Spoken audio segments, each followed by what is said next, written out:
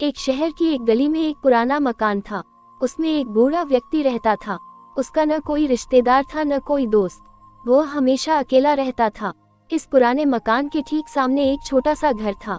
उस घर में एक छोटा बच्चा रोहित अपने माता पिता के साथ रहता था।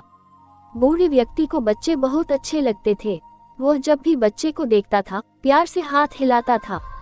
छोटा बच्चा भी अपनी खिड़की में खड़े होकर जवाब में उसकी ओर देखकर हाथ हिलाता था। धीरे धीरे दोनों की दोस्ती हो गई। रोहित बूढ़े व्यक्ति को दादाजी कहकर बुलाने लगा। दादाजी अक्सर रोहित के लिए बिस्कुट लाते थे।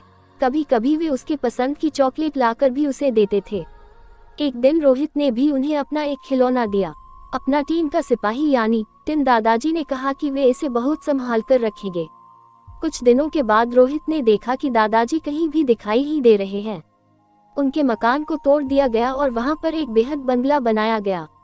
रोहित के पिता ने उस बंगले को खरीद लिया। रोहित और उसके माता पिता बंगले में रहने लगे। धीरे धीरे रोहित बड़ा होने लगा और बचपन के उन दादाजी को भूलने लगा। जब वह बड़ा हुआ और उसकी शादी हो गई तब उसकी पत्नी भी वहीं रहने आई।